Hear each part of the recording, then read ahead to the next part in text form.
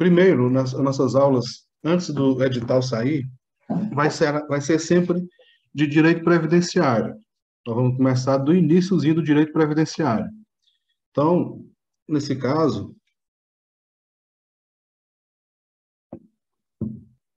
hoje eu vou entrar no direito previdenciário, a partir do meio da aula para frente, a gente vai entrar realmente no direito. Mas antes eu queria fazer uma certa, como é que eu posso dizer, uma apresentação do INSS para todos vocês, certo? Eu espero que todos vocês estejam me ouvindo. Eu estou aqui do jeito, mas eu não estou sabendo se está todo mundo me ouvindo, como é que está. Qualquer coisa, vocês botem um ok aqui no chat ou então lá no grupo. Eu estou acompanhando o grupo aqui do lado, certo?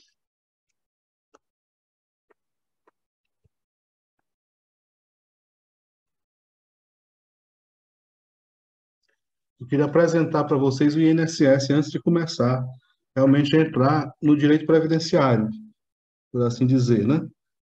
Porque é muito importante quando a gente estava, antes de começar o curso, na semana passada, que quando o pessoal entrava em contato comigo, perguntava logo, mas André, aí como é que vai ser o concurso? As vagas são para onde? A gente tem, sabe se tem vaga para Tamboril, tem vaga para Boa Viagem, para Crateús e tal. Enfim, muito provavelmente tem 90% de chances, né, das vagas do concurso ser regionalizadas, ser por GECs. O INSS ele é dividido por GECs, né, que são gerências executivas. Então, no Ceará, nós temos três gerências executivas. Tem a gerência executiva Fortaleza, Sobral e Juazeiro. Então, provavelmente, o concurso seja dividido ou subdividido para essas três gerências executivas. Quando você for fazer o concurso, quando você for fazer a sua inscrição, qualquer coisa, quiser a minha ajuda na hora da inscrição, a gente vai ver se orienta a fazer uma inscrição para a JEX que esteja menos concorrida, digamos assim, né? Que seria a Sobral ou Juazeiro, que sempre são menos concorridas do que a JEX Fortaleza.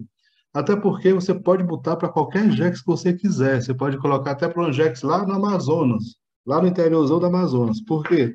Porque você vai trabalhar em home office. Você vai trabalhar de casa. De onde você quiser ou tiver, tendo um computador, internet, você fica trabalhando de casa, certo?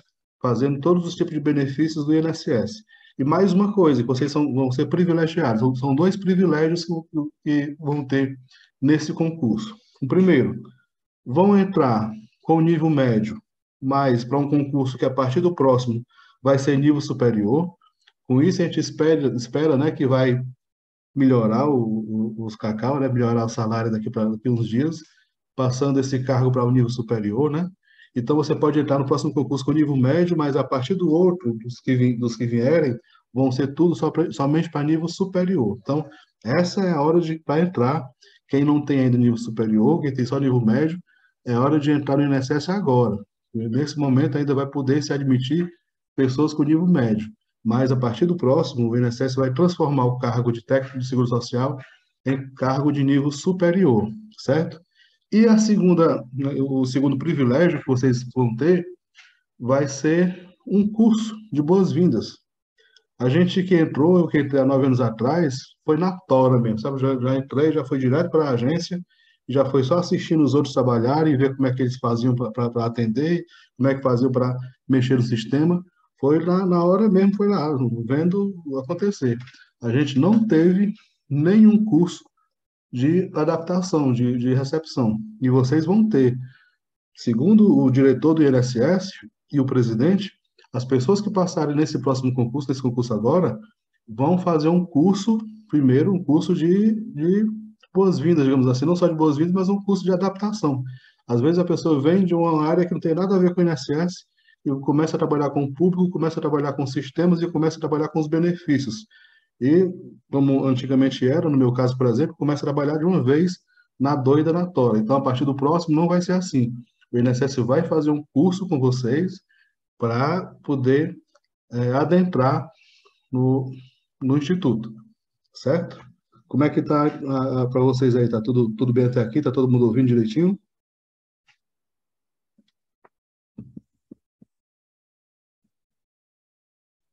Tô com duas pessoas sem poder ouvir, a Bárbara e a Patrícia. Patrícia e Bárbara, vocês têm que ir lá no Mas pior que eu não vou ouvir, né? Patrícia e Bárbara, vocês vão ter que ir na tela do Zoom de vocês, lá embaixo tem um íconezinho que é mudo, ó. Vocês clicam lá, ativar mudo, ativar o áudio, que aí vocês começam a ouvir, certo? O áudio de vocês começa a estar ativado.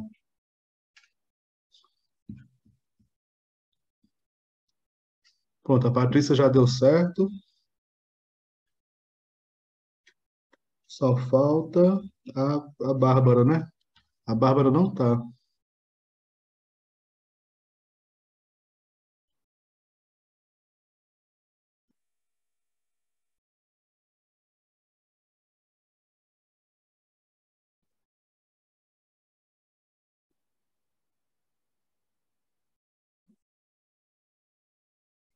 Pronto, a Bárbara agora está ouvindo, né? Beleza, então vamos lá. Então, por isso, sim, por isso que eu digo. Então, vocês são privilegiados, uma turma privilegiada, que vão ter esses dois privilégios logo de entrada, de cara. Primeiro, que vão poder entrar no INSS com nível médio, e depois, por conta que vão, assim que serem admitidos, no ano que vem, se Deus quiser, vocês vão ter um curso de formação para poder, daí sim, entrar no instituto, certo?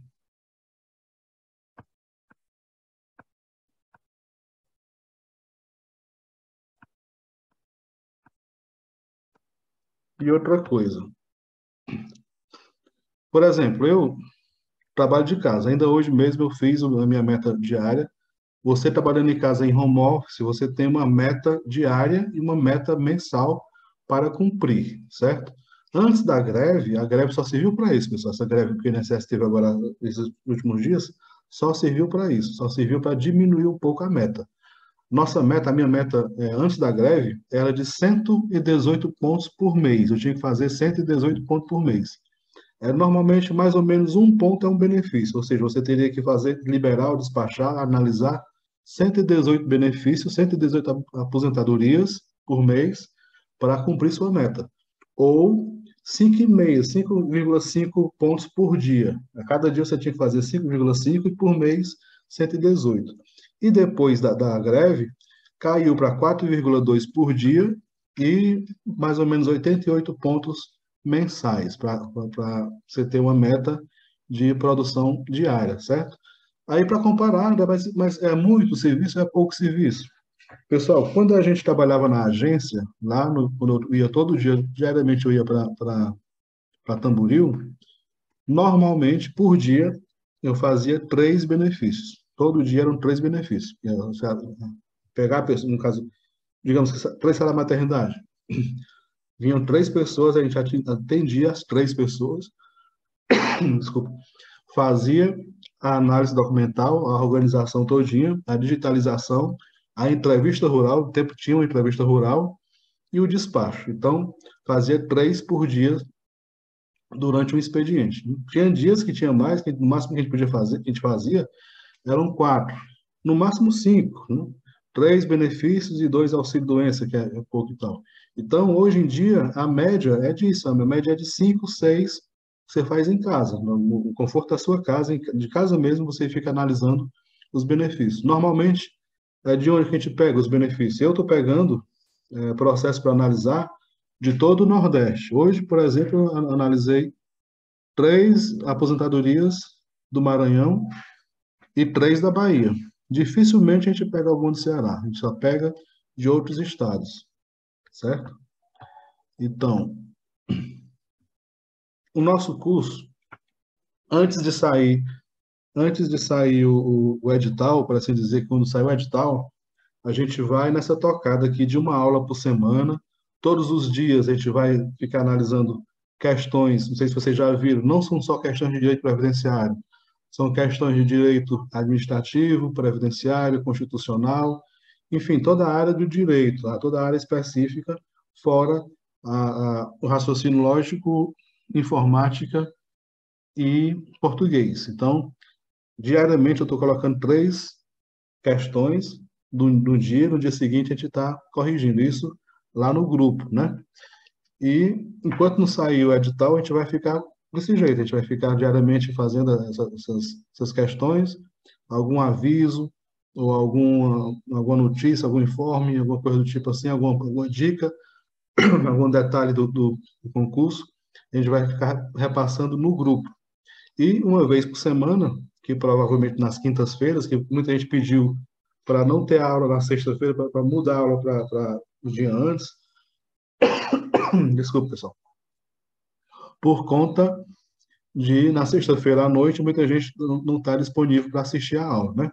Então, a gente está vendo se a gente, a partir dessa semana, toda quinta-feira, a gente faz uma aula, né? A gente sim, tem esse encontro por aqui. Por enquanto, a gente está testando o Zoom. Eu acho que é um aplicativo bom. Por aqui é bom da gente como anfitrião, ficar mexendo nele. E eu acho, espero que com vocês aí que estejam em casa assistindo, esteja bom também, porque senão qualquer coisa, mais na frente a gente pode ver algum outro aplicativo para as aulas, né? E é bom também porque esse aqui a gente consegue gravar, tá gravando tudo. Depois vocês podem assistir essa aula, certo? Então, vamos entrar na matéria, né? Direito previdenciário, que é 70% da prova. 65 a 70% da prova é direito previdenciário. Dizem uns colegas lá em Brasília que o próximo concurso do INSS agora vai ser CESP, CESP-SEBRASP. CESP-SEBRASP sempre é questões de certo ou errado, uma errada anula uma certa, né? Então a gente vai ter que começar a se acostumar. Tá certo que logo assim que sair o edital, melhor, mas é bom a gente já começar a ver a tocada da CESP, né? Porque, por exemplo, na FCC, na Fundação Carlos Chagas, são sempre cinco alternativas, né? Cinco alternativas, questão de múltipla escolha e cinco alternativas. 60 questões, 80 questões no máximo. Já na CESP, SEBRASP, é sempre 120, 130 questões, e é tudo certo ou errado. Se você errar uma, você anula uma certa. Então, se você fizer, digamos que você, nas 120 questões, você respondeu tudo, respondeu todas as 120. Errar 40, né, e acertar 80, essas 40 vai cancelar 40 que você acertou. Então, você só vai ter de 80 pontos, vai cair para 40 pontos. Então, é importante no CESP, quando você não souber, você não chutar, né? No chute, no CESP, não dá certo. Quando não souber, melhor deixar em branco, porque se você errar, você vai perder uma questão. Muito provavelmente, a prova vai ser no CESP, né? E começando com o direito previdenciário, que é a nossa matéria principal, hoje nós vamos começar vamos ser assim, bem redundante, começar do começo mesmo, né? Quando a gente fala direito previdenciário, o que é a previdência social, né? A ordem social e a seguridade social. Uma breve introdução. É importante saber quais são as normas jurídicas que devemos estudar no direito previdenciário, né? Lembrando que toda norma jurídica é dotada de três características básicas: abstração, generalidade e imperatividade. A abstração é a previsão na norma jurídica de uma situação hipotética ou a externalização de um valor. Com base nisso, já é possível ainda ter, de forma mesmo que precária, a ideia de diferença entre uma regra e um princípio, né? Não sei se vocês estão me entendendo. Por exemplo, no direito previdenciário, sempre vai ter alguma história. Ah, fulano se acidentou, tem 10 contribuições pagas, mas a carência tem que ter 12. Então, sempre vai ter assim, alguma história. Você vai sempre analisar uma história. Quando você tiver o INSS, que tiver um processo para você analisar, vai ser sempre a história de alguém. Você vai ver toda a vida pregressa da pessoa, né? Através do CNIS, lá no CNIS tem tudo. Se a pessoa alguma vez contribuiu ou não contribuiu, se a pessoa é agricultor, ou se a pessoa é empregado doméstico ou facultativo, enfim. Você sempre vai estar analisando a história da pessoa. E a partir daquela história, você vai ver se ela se enquadra ou não naquele benefício que ela está solicitando, certo? Então, no direito previdenciário, a principal lei, no caso que tem são as normas jurídicas, as principais leis, Lógico, principalmente começa com a Constituição Federal de 88, principalmente o artigo 94 da Constituição Federal de 88, que trata especificamente da Previdência Social, né, da Seguridade Social. Constituição de 88, artigo 94, Seguridade Social.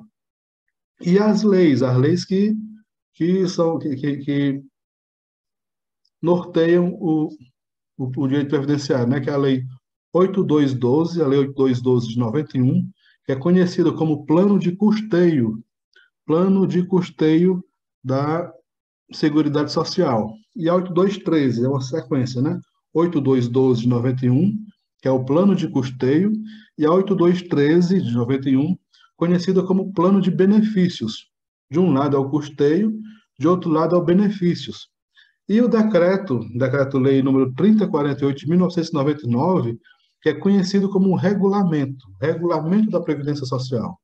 Eu passei para vocês também agora no grupo do WhatsApp, agora na semana passada, a nova IN. A gente do INSS, a gente tem uma IN que para a gente é como se fosse uma bíblia, que é a IN 128 de 2020, 2022. Nessa IN, ela junta tudo.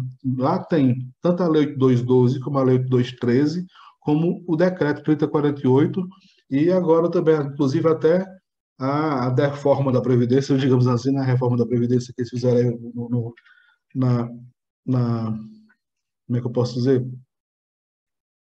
Na emenda constitucional, né, que fez a reforma da Previdência, tem também tudo que foi atualizado está lá nessa IN, a IN 128. Eu coloquei para vocês aí no grupo na semana passada, certo? Então é bom vocês darem uma lida, para ele se habituando com o direito. Só mais um minuto que tem duas pessoas aqui na sala para entrar.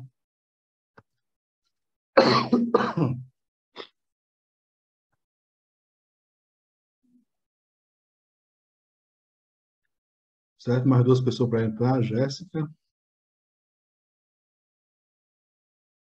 Temos aí 47 pessoas. Muito bem. Então, continuando.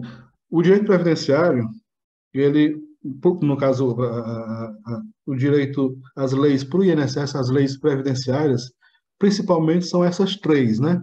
A Constituição Federal, principalmente o artigo 94 da Constituição Federal de 88, a Lei 8212 de 91, a Lei 8213 de 91, a primeira, no caso, é a Lei de Custeio, é o Plano de Custeio da Seguridade Social, e a segunda, 8213, é o Plano de Benefícios da Previdência Social. E o Decreto 3048, de 1999, que é conhecido como o Regulamento da Previdência Social. Então, essas são as principais leis onde a gente vai ter que se debruçar e estudar o direito previdenciário nelas, para a partir daí a gente poder analisar as histórias, as historinhas, digamos assim, que vai ser cada processo, que vai ser cada benefício, por assim dizer. As normas por hierarquias, as hierarquias da lei. Sempre a principal é a Constituição Federal, né, que é a principal lei, a Lei 8212 e 8213, que é o plano de custeio e o plano de benefícios, e o decreto. Então, o principal, lá em cima, é a Constituição Federal, depois, logo após a Constituição Federal, as leis 8212 e 8213, e lá embaixo o decreto 3048 de 1999. E por baixo disso é que seria alguma outra norma, alguma IN, alguma instrução normativa, alguma portaria. Quando vocês entrarem no INSS, podem se acostumar com as portarias, viu? Porque o INSS é o Instituto das Portarias. Só do ano passado para cá, já foram mais de 200 portarias. É quase que uma portaria por dia. E sempre uma portaria alterando outra, e criando uma nova, e juntando duas, separando três, e assim por diante. Então, lá em cima, a Constituição Federal, a principal lei, depois vai ter as leis 8212 e 8213, plano de custeio e o plano de benefícios, e por último o decreto 3048, que fica nessa hierarquia de leis, seria a menos forte, né, digamos assim. Lembrando que o decreto é o ato privativo do chefe do Poder Executivo, ou seja, um decreto, só quem pode decretar, fazer um decreto, seria o chefe do Poder Executivo, que no caso é o presidente da República, né? conclui-se que o decreto 3048 de 99 visa regulamentar as duas leis. Por exemplo, pessoal que trabalha na assistência social, aqui nós temos algumas assistentes sociais e alguns advogados também conosco na aula. A lei do BPC, que eu não estou lembrado bem aqui qual é a lei do BPC, o número, mas, enfim, foi feita uma lei, né, do benefício de prestação continuada, a lei do BPC. Nessa lei, ela dá as diretrizes. Aí, para poder fazer a regulamentação, o regulamento daquela lei, normalmente, quando tem a lei, vem o presidente da República e emite um decreto. Aquele decreto tem o regulamento. Tem a lei, a partir da lei, que é, digamos que a parte mais sucinta, resumida, e tem um decreto que é esmiuçando aquela lei, certo? Então, na Previdência, no Plano de Previdência, nós temos as duas leis, que é 8.212 e 8.213, que são as leis que norteiam a Previdência, e o decreto 3048, que é o regulamento, que, a parte que junta as duas leis e faz o regulamento. Ó, já diz, é assim que deve funcionar ou não deve funcionar a Previdência Social no Brasil, certo? Tem mais gente para entrar aqui, só um minuto. Pronto. Olhando aqui no grupo do WhatsApp, está todo mundo ouvindo bem? Está todo mundo ouvindo bem? Dá só um ok no grupo do WhatsApp. Pelo jeito está tudo ok, né? Então, pessoal, continuando. A Seguridade Social.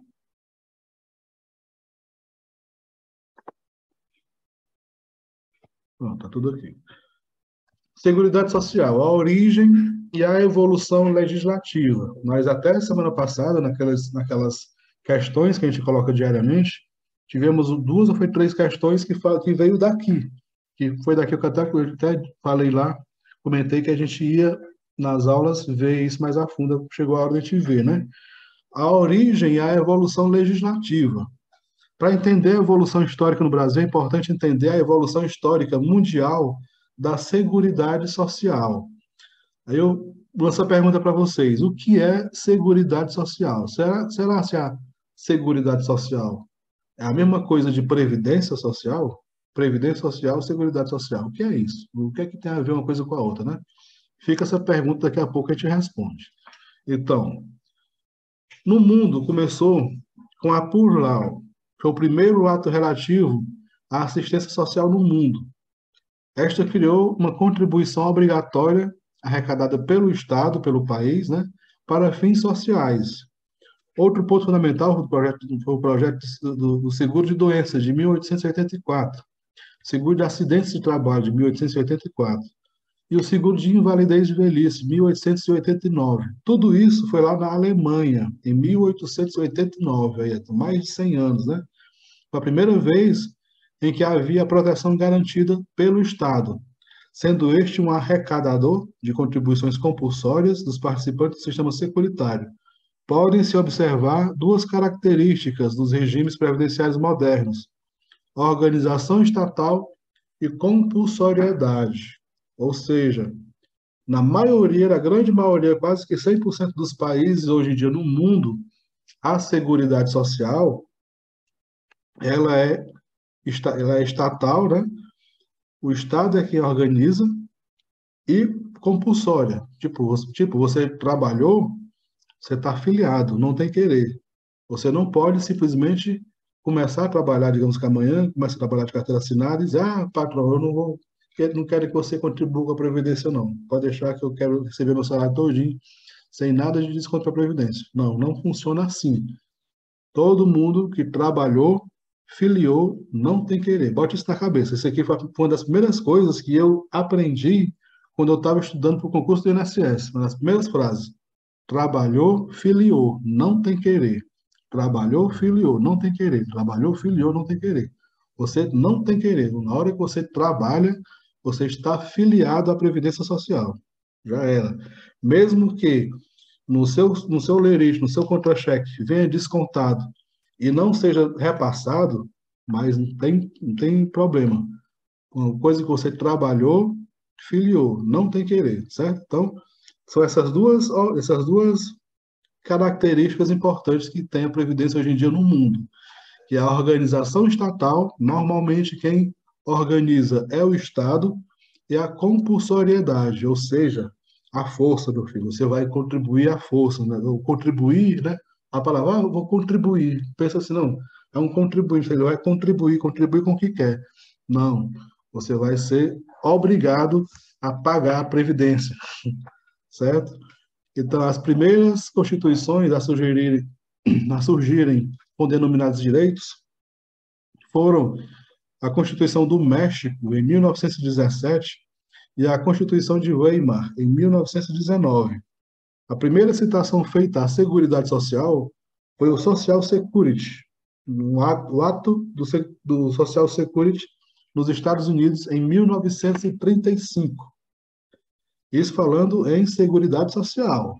Não vamos confundir com daqui a pouco algumas leis que a gente que vai ver mais na frente. Então, nós estamos falando da Seguridade Social, certo?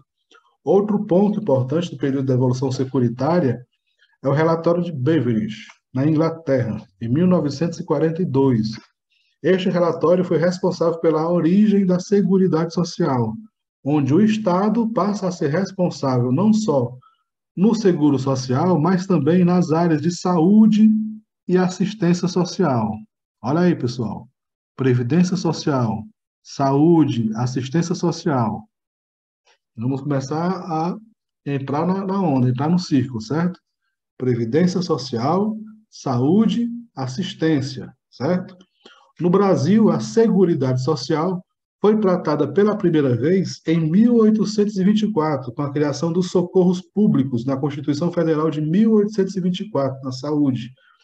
Já no ano de 1835, foi instituído o Mongeral, que era o Mongeral é o que se entende por Montépio Geral dos Servidores do Estado, que tinha o objetivo de beneficiar as famílias dos empregados públicos que falecessem sem lhes deixar meio de subsistência, ou seja, foi como se fosse uma pensão. Esse Montépio é como se fosse uma pensão dos funcionários públicos do Estado naquela época, em 1835. Então, quando algum funcionário do Estado falecia, as famílias, para não ficarem totalmente desamparadas, começaram a receber uma espécie de ajuda do Estado, uma espécie de pensão. Isso era o Montépio Geral dos Servidores do Estado, certo? E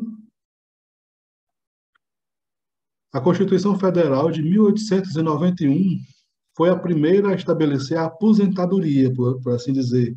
Entretanto, esta era concedida apenas a funcionários públicos e em caso de invalidez, a serviço da nação ainda era a serviço da nação, ou seja, a primeira aposentadoria do Brasil, quando começou a ter aposentadoria no Brasil, só quem podia se aposentar eram funcionários públicos, né, funcionários públicos, e em caso de invalidez a serviço, tipo assim, se você estivesse trabalhando e no trabalho você sofresse um acidente e ficasse inválido. Pronto, nesse caso é que você conseguiria se aposentar, somente por invalidez. Em 1919, foi estabelecido o precursor para o seguro de acidentes do trabalho, compulsório para algumas atividades, por meio do Decreto Legislativo 3724. Para muitos, o Decreto Legislativo 3724 de 1919 é o marco da Previdência Social brasileira. Não adotar esse entendimento em provas de concurso público. Não adote esse entendimento em provas de concurso público, certo?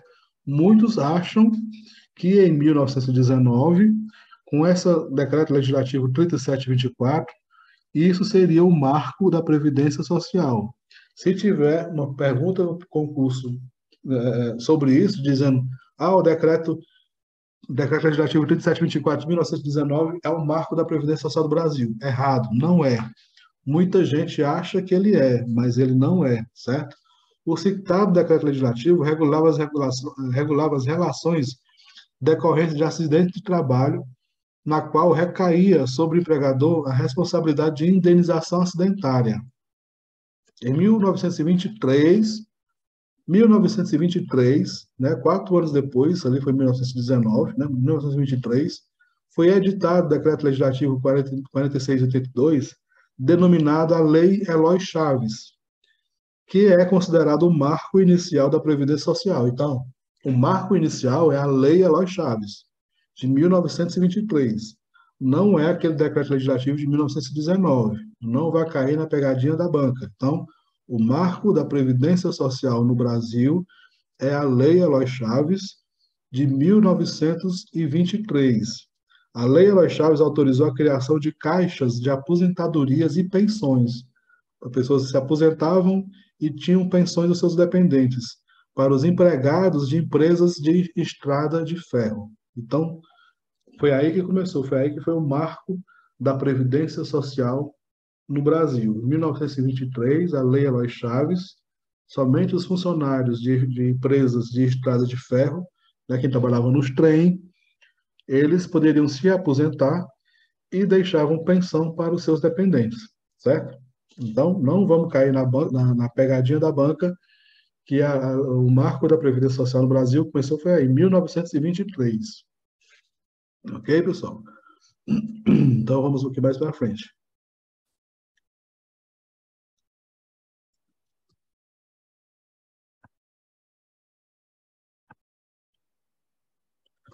Só olhar se tem mais alguém aqui para entrar. Tem mais uma pessoa.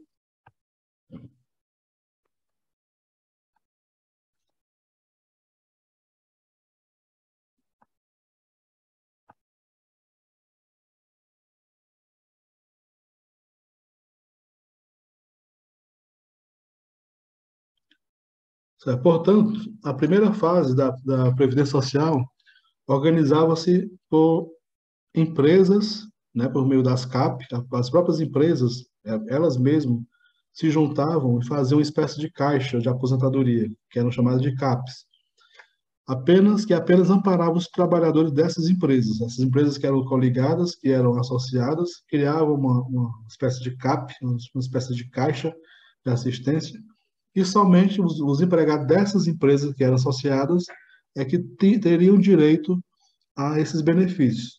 Que, na verdade, pessoal, não é como era hoje. Tipo assim, naquela época, a pessoa que trabalhava numa empresa na Refesa, por exemplo, uma empresa de estrada de ferro, ganhava, digamos que, 10 mil contos de réis, né?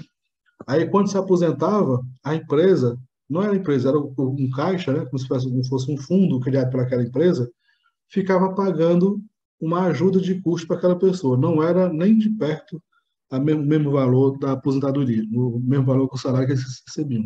Digamos que quando trabalhavam, estavam recebendo 10 mil contos de réis, e quando se aposentava, ia ganhar 1 ou 2 contos de réis, ou seja, 20% do que era quando se aposentava. Acho que o sonho dos políticos hoje em dia é voltar para esse tempo, né? Quando a pessoa se aposentar, receber 10% do que recebe do seu salário. Acho que esse é que é o sonho que eles querem hoje em dia. No decorrer da década de 30, 1930, né, a tendência da organização do sistema previdenciário deixou de ser por empresas e passou a ser categoria profissional. Já nos anos 33 e 34 foram criados os institutos de aposentadorias e pensões, os marítimos. Antes era só os ferroviários, então a partir de 33 e 34 começou também os marítimos e dos comerciários. Então os marítimos eram os IAPM e os comerciários eram os IAPC. E dos bancários, que eram os IAPB. Então, essas foram as categorias que começaram. Quem iniciou, as primeiras pessoas a terem aposentadoria, a terem previdência no Brasil, foram os trabalhadores de estrada de ferro, quem trabalhava com trem. Depois foram quem trabalhava como marítimo, né, no mar. Depois, os comerciários, que trabalhavam no comércio. E os bancários. A Constituição de 34, de 1934, foi a primeira a fazer a referência com a expressão previdência, estabelecendo a forma tríplice de custeio de previdenciária, com contribuição do Estado, empregador e empregado. Como é que é a forma de custeio previdenciário? A fórmula tríplice de custeio previdenciária. O Estado contribui, o próprio empregador, no caso, quem contrata, contribui, e o empregado também contribui. A tríplice forma de custeio previdenciário, a partir de 1934. A Constituição de 37 não faz grandes alterações, apenas o uso da expressão seguro social como sinônimo de previdência social. Seguro social, previdência social. A Constituição de 46 foi a primeira a utilizar a expressão previdência social nesse período, na década de 40 e 50, com a instituição dos IAP. A Previdência Social aumentou consideravelmente o seu alcance, passando a abranger trabalhadores de certas categorias profissionais, além daquelas já acolhidas pelos CAPs, né? O grande problema dessa época é justamente a coexistência do IAP e CAP, pois cada qual possuía o seu próprio plano de custeio e o seu próprio plano de benefício.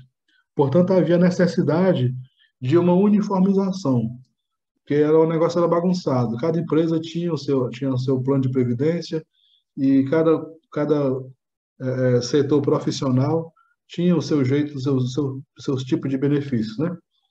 Então, a citada uniformização apenas ocorreu com a publicação da Lei Orgânica da Previdência Social, LOPS, a Lei 3807 de 1960, a qual, além de realizar a citada uniformização, ampliou os benefícios, instituindo o auxílio natalidade, o auxílio funeral e o auxílio reclusão, 1960, estendendo os benefícios a profissionais liberais e empregadores, além de permitir a filiação facultativa aos sistemas para os religiosos e domésticos. Né?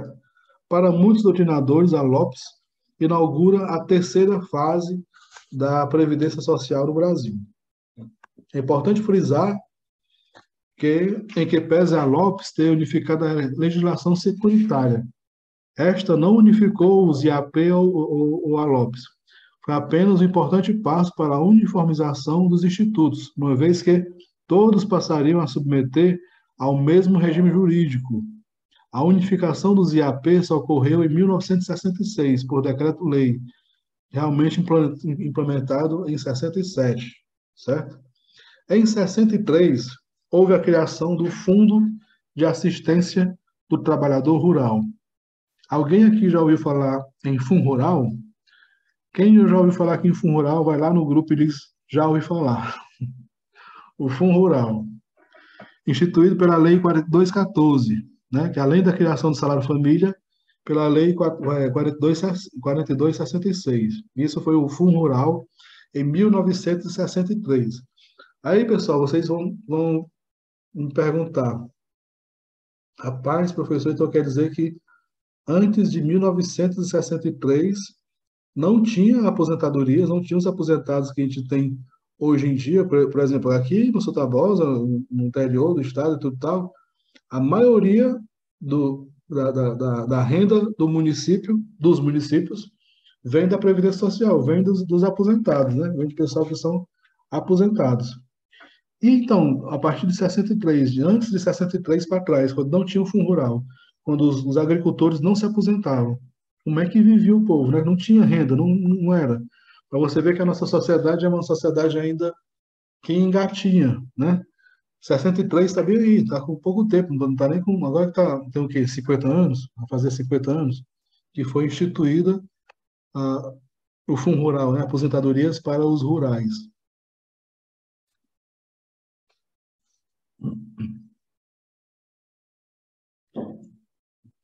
Então, em 69, o Decreto-Lei 564 estendeu a Previdência Social ao trabalhador rural. Em 69, foi criado o Fundo Rural em 67, mas só em 69, 1969, foi que o trabalhador rural começou a se aposentar. Em 1970, foram instituídos os programas de integração social, o PIS, 1970, o PIS. Eu já ouvi falar muito em PIS-PASEP, né? Então, o PIS, que é o Programa de Integração Social, foi em 1970, e o Programa de Amparo ao Servidor Público, o PASEP, como maneira de integrar o trabalhador na participação dos trabalhadores. Ou seja, pessoal, você já ouviu falar em PIS-PASEP, né? O que é PIS? PIS é o Programa de Integração Social, é para todo mundo que tem carteira assinada da iniciativa privada, os privados. E o que é o PASEP? PIS-PASEP. O que é PASEP? PASEP é o Programa de Amparo ao Servidor Público, ou seja, o PIS é para carteira assinada, trabalha para a iniciativa privada, e o PASEP é para o servidor público, né? Normalmente o PIS é administrado na Caixa Econômica e o PASEP é administrado no Banco do Brasil, certo? Já em 71 foi criado o Programa de Assistência ao Trabalhador, Pró-Rural, de natureza assistencial, cujo o principal benefício era a aposentadoria por velhice.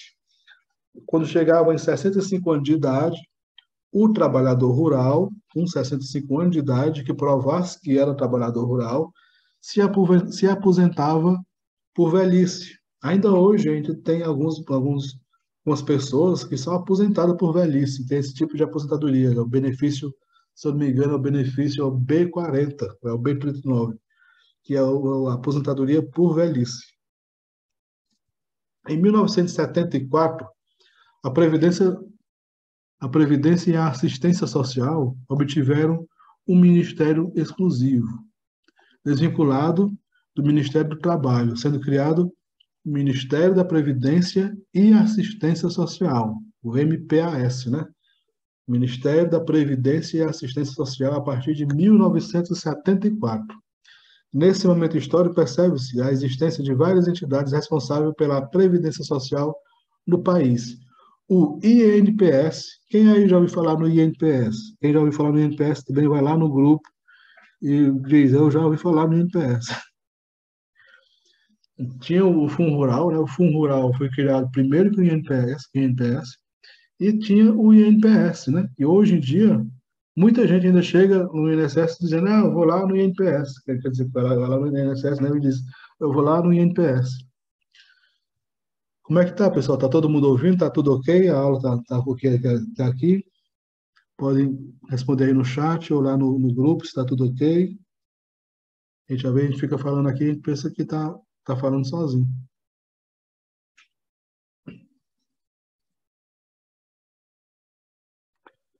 Certo, então, em 1974 começou o Ministério da Previdência e Assistência. Aí para você ver, atualmente que eu digo de uns 2 ou 3 anos para trás para agora, nós passamos por uma certa bagunça a Previdência Social, certo? Por conta que, por conta de alguns governos, sai presidente, entra presidente, e sempre tem aquela reforma ministerial. Com o governo Temer, por exemplo, simplesmente deixou de existir o Ministério da Previdência. Não tinha mais o Ministério da Previdência.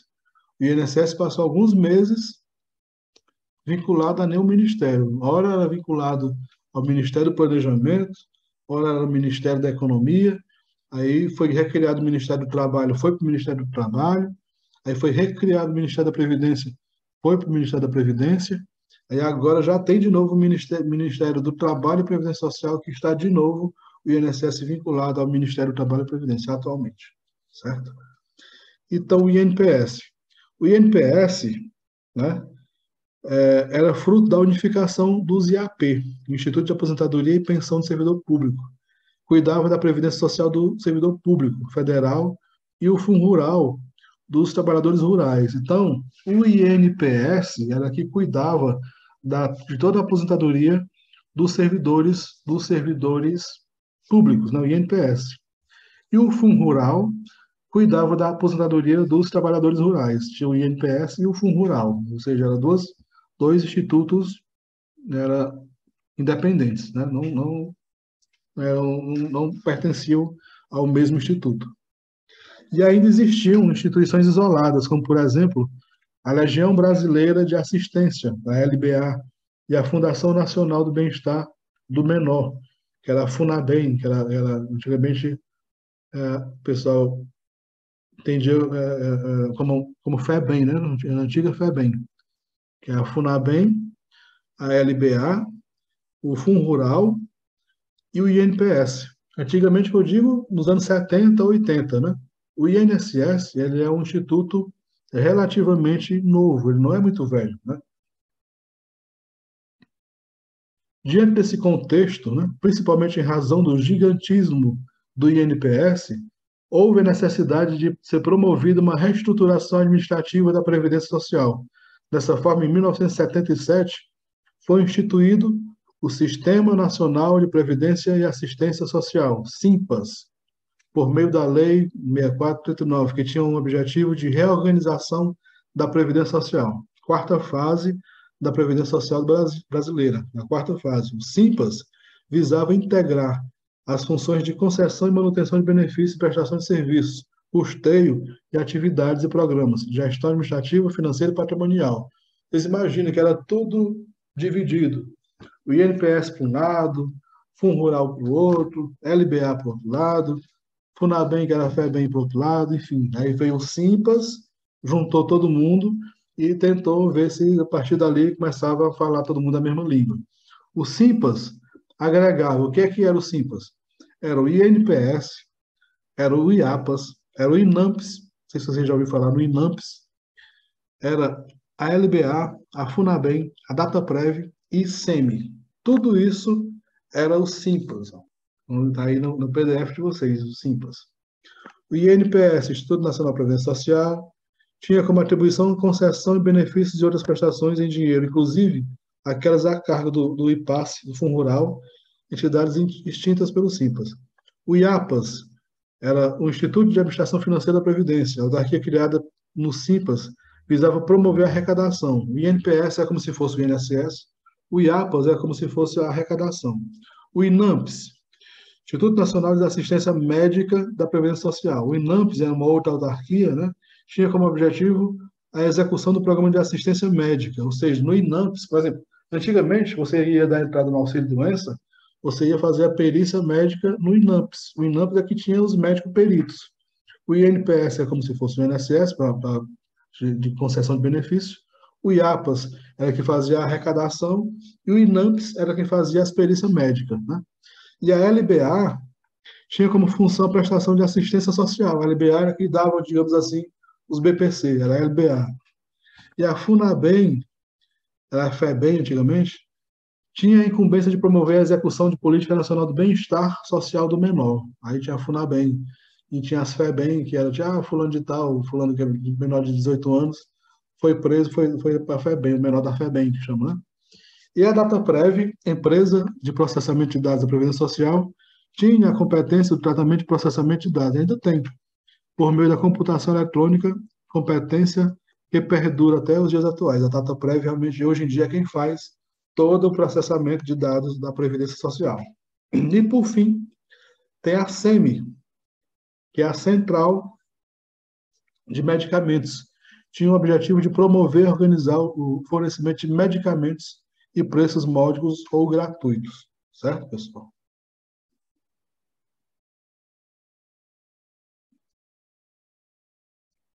Certo. E com a fusão do INPS com o IAPAS, o INAMPS foi extinto, sendo substituído pelo SUS. Hoje em dia é o SUS, antigamente era o INAMPS. A LBA e a SEMI também foram extintas. E foi então a fusão do INPS com o IAPAS. O INPS foi fundido com o IAPAS. O INAMPS foi simplesmente extinto, não existe mais o INAMPS. E, que no caso foi substituído pelo SUS. A LBA e a SEMI foram extintas também. Para quem é de Monsanto Tabosa, quem mora aqui em Monsanto Tabosa, tem até a LBA, vira lá no alto do bode tem a LBA, né? E aqui está, a criação do INSS. Como foi a criação do INSS? O INSS ele é novo, foi criado em 1990, 2 anos depois da Constituição de 88, foi criado o INSS. Com a extinção do SINPAS, a fusão do INPS, a fusão do INPS mais o IAPAS, foi criado o INSS, né? Que é uma autarquia federal e atualmente é vinculada ao Ministério do Trabalho e Previdência Social, certo, pessoal? Importantíssimo frisar que o INSS ele é decorrente da fusão de dois antigos institutos, ou seja, decorrente da junção, da função, da fusão do IAPAS, Instituto de Administração Financeira e Previdência Social, e do INPS. Ou seja, o IAPAS era quem arrecadava e o INPS era quem pagava. Foi junto todos os dois e foi criado o Instituto Nacional de Previdência Social, que é o famoso INSS. Certo, pessoal?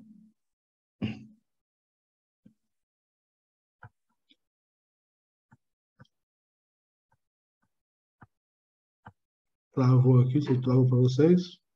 Tá. Percebe-se, portanto, que o INSS passa a ter competência de arrecadação e fiscalização e cobrança das contribuições e demais recursos à Previdência Social. Competência decorrente do antigo IAPAS e a competência de concessão de benefícios e outras prestações em dinheiro. Competência decorrente do antigo INPS. Ou seja, tudo é feito pelo INSS. Em 24 de julho de 91, entraram em vigor a Lei 8212 e a 8213, que são as leis relativas à organização da Seguridade Social e o plano de custeio. Essas leis básicas da Seguridade Social vêm sofrendo inúmeras alterações durante o tempo, como, por exemplo, a Lei 10.666 de 2003, a qual, entre outras inovações, criou a alteração da forma de arrecadação dos contribuintes individuais que prestam serviços a empresas, certo? Atualmente, o regulamento da Previdência Social é o Decreto 3048 de 1999, com o intuito de retirar a tarefa de arrecadar, fiscalizar e cobrar as contribuições previdenciárias do INSS, foi criada a Secretaria da Receita Previdenciária, SRP, por meio de medida provisória 222 de 2004, convertida em Lei 11.098 em 2005, integrando a estrutura do Ministério da Previdência Social. A criação da SRP, da Secretaria da Receita da Previdência, foi o passo necessário para a unificação do fisco, ou seja, para a unificação entre a Secretaria da Receita Previdenciária e Secretaria da Receita Federal, o que efetivamente ocorreu em 2007, com a publicação da Lei 11.457 de 2007, nessa data, portanto, foi criada a Secretaria da Receita Federal do Brasil, a RFB, órgão que tem a incumbência de arrecadar, fiscalizar e cobrar os tributos fazendários e as contribuições previdenciárias. Chegando aos dias atuais, em 2019, em matéria previdenciária, talvez tenha sido a mais agitada de toda a história. 2019, matéria previdenciária, talvez o ano de 2019 foi o mais agitado de toda a história, tendo culminado na aprovação da mais recente reforma da Previdência Social por meio da Emenda Constitucional 103, de 12 de novembro de 2019, publicada no Diário Oficial em 13 de novembro de 2019, que foi a reforma da Previdência. E eu gosto de brincar chamando de deforma da Previdência, que a Previdência foi totalmente deformada. Antes de 2019, a gente tinha uma Previdência Social mais ou menos arrumadinha, tal, bonitinha, e a partir de 2019 nós temos uma Previdência Social, meu Deus do céu, enfim. Vamos lá, né? Não compete a gente criticar. Mas, sem dúvida, não é a reforma mais complexa da história, pois a criação do IAP e, posteriormente, a uniformização da legislação previdenciária por meio dos LOPs e a criação do INPS, com a unificação dos IAP, foi mais complexa e abrangente que a atual reforma da Previdência Social. Porque, na verdade, foi assim, pessoal. Ultimamente, desde 1990, dos anos 2000 até 2019, nós tivemos só aquelas mesmas, sabe, aquela mesma regra da Previdência Social. A Previdência Social era uma coisa só. Foi aquilo só durante 20 anos, né? Quando chegou em 2019, ele teve a reforma da Previdência. A partir daí, teve assim um baque muito grande com a reforma da Previdência de 2019. A emenda constitucional 103 trata-se da terceira grande reforma da Previdência Social brasileira, a qual, sem sombra de dúvida, após a Constituição de 88, é a que mais altera os aspectos relativos aos regimes próprios de Previdência Social, o RPPS, dos servidores públicos efetivos e ao regime geral de Previdência Social, RGPS, o qual abarca os trabalhadores da iniciativa privada. É bom, a partir de agora também, vocês já colocarem na cabeça de vocês. Foi duas coisas que no começo eu falei, que Assim que eu comecei a estudar, uma das frases que eu mais decorei foi: trabalhou, filiou, não tem querer. Vocês, a partir de hoje também, bota isso na cabeça. Trabalhou, filiou, não tem querer. Trabalhou, filiou, não tem querer. Mesmo que você seja um trabalhador rural, trabalha lá na roça, você tem o seu roçado, trabalhou, filiou. Você está trabalhando lá no seu roçado, você está filiado, você já é filiado à Previdência Social. Basta você provar. O ruim é isso, né, amor? Basta você provar que é um agricultor e, sim, provando, está afiliado. Você está, né, afiliado à Previdência Social. Para vocês terem uma ideia, antigamente com o INAMPS, as pessoas, muita gente, contratavam, né, um pai contratava o filho, o tio contratava os sobrinhos, só para ter direito à carteirinha da Previdência, para ter direito a ser atendido nos hospitais, porque não existia o SUS antigamente, né? Tinha o INAMPS. E só era atendido no INAMPS, pelos hospitais do INAMPS, quem tinha carteirinha, quem era empregado. Então, muita gente, para não pagar plano de saúde, para ser atendido nos hospitais, grandes de Fortaleza, São Paulo, enfim, pagava o pai, ou então alguém pagava, assinava a carteira de trabalho, né, assinava a CTPS de uma pessoa, só para aquela pessoa ter direito a um atendimento médico no INAMPS. Tá bom? Então, com a emenda constitucional de 103 de 2019, trata-se da terceira grande reforma da Previdência. Porque nós temos dois regimes, na verdade são três regimes, mas são os dois maiores, com esses regimes, são regimes de previdência, que é o RPPS, Regime Próprio de Previdência Social, que é de alguns servidores públicos, né? Por exemplo, algumas prefeituras, eu acho que aqui é a mais próxima é a Prefeitura de Boa Viagem. O pessoal da Prefeitura de Boa Viagem não se aposenta pelo INSS, eles se aposentam pelo regime próprio deles mesmos. Já o nosso pessoal daqui de Monsenhor Tabosa se aposenta pelo RGPS. O pessoal que trabalha na prefeitura, desculpa, quando se aposenta pelo INSS. Antes da recente reforma da Previdência Social brasileira, houve outras duas grandes reformas. A primeira ocorreu em 98, com a emenda constitucional número 20, que alterou substancialmente regras atinentes ao RGPS. A segunda grande reforma ocorreu em 2003, né, que também foram reformas do RPPS. Em 98, com a emenda constitucional número 20, 98, emenda constitucional número 20, foi alterado substancialmente regras do regime geral. E em 2003, foram alteradas substancialmente regras do regime de previdência própria, certo? Entre as principais modificações da emenda constitucional de 2003, por exemplo, foi a perda da integralidade e paridade para os servidores públicos amparados pelo RPPS. Olha como é que era antigamente, pessoal. Até 2003, até o governo Fernando Henrique, eu acho. Até 2003, quem fosse servidor público, quando se aposentasse, no mês seguinte, quando recebia a sua aposentadoria, recebia exatamente o mesmo valor do último salário. Ou seja, um servidor público com 30, 40 anos de casa, né, e tem o seu salário lá em cima, digamos que 20, 25 mil reais, quando se aposentava com salário integral. Igual fosse o último salário, ele se aposentava com aquele salário. Aí, com essa reforma de 2003, acabou com isso.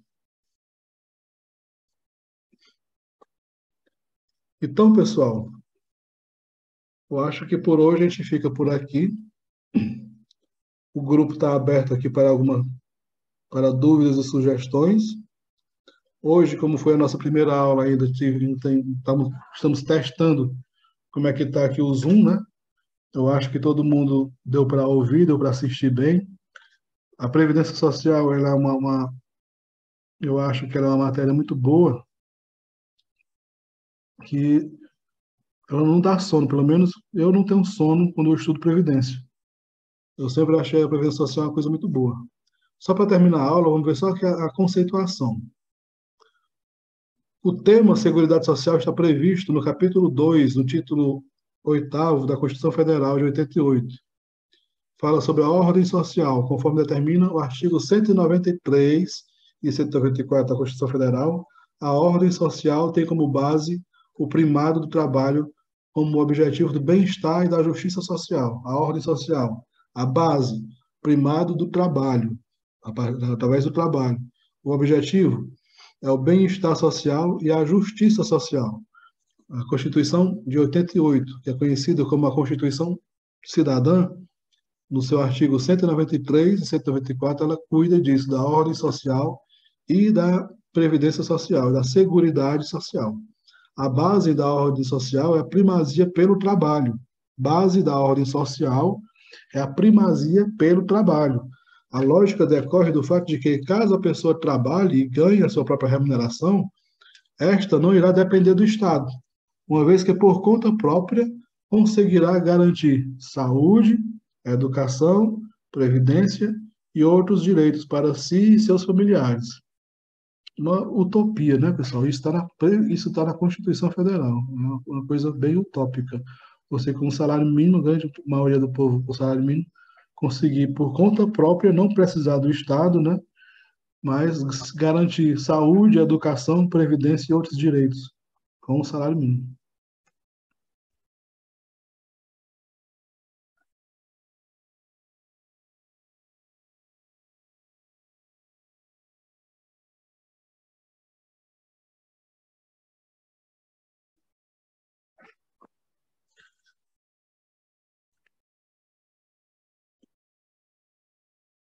Então, o artigo 193 fala da base, né, do primário, e o artigo 194, no caput da Constituição de 88, conceitua a Seguridade Social.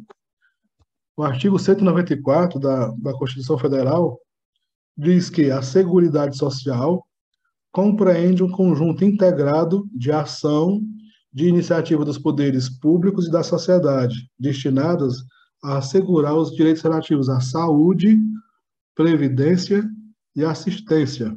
Vocês lembram no início da aula? Perguntei o que seria a Seguridade Social e o que seria a Previdência Social, né? Seguridade Social é algo mais amplo. O que é a Seguridade Social? Seguridade Social é a saúde, direito relativo à saúde, previdência e assistência social. Saúde, previdência e assistência, por si só, formam a Seguridade Social. Então, Seguridade Social e Previdência Social. Previdência Social é, por si só, a Previdência, por si só, para assim dizer, né? São os benefícios, a aposentadoria e tudo e tal. E a Seguridade Social, o conjunto dos fatores, o conjunto da saúde, da previdência e da assistência, certo? São um conjunto de ações. De iniciativa dos poderes públicos e da sociedade, destinada a assegurar os direitos relativos à saúde, à previdência e à assistência. Então, o poder público e a sociedade têm que garantir a saúde, previdência e assistência. Dessa forma, ao se analisar o conceito no artigo 194 da Constituição, percebe-se o sentido de solidariedade. Quando a Constituição determina a necessidade de um conjunto integrado de ações, ou seja, ações de iniciativa do poder público e da sociedade, é pelo fato de que não existe a exclusividade do poder público prestar ações na área da saúde e da ciência social e previdência social, para que nós venhamos a atingir um fim comum em relação aos citados ramos. É necessário uma ação conjunta, ou seja, não é só o poder público que é obrigado a fornecer saúde, assistência e previdência.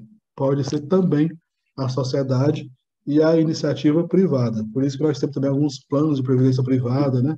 O INSS, que é público, ele tem a Previ, privada e tal, tem planos de saúde, e, enfim, por aí assim tá.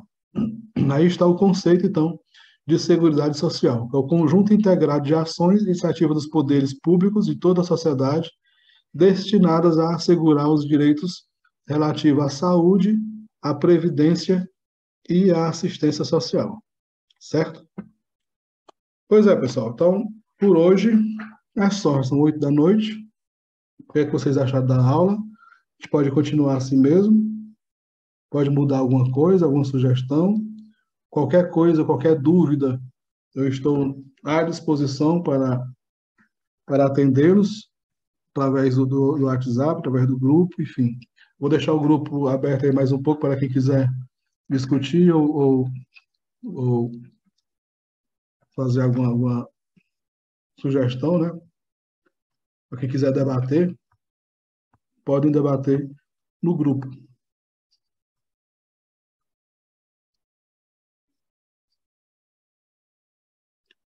Lembrando que eu vou enviar novamente o PDF da aula.